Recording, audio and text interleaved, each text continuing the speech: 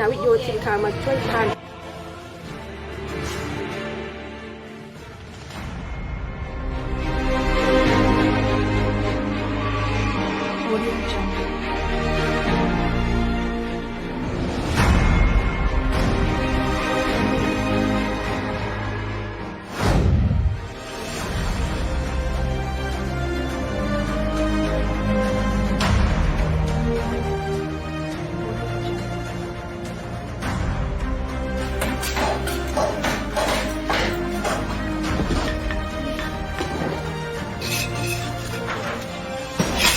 อยู่2 คนกับพ่อค่ะ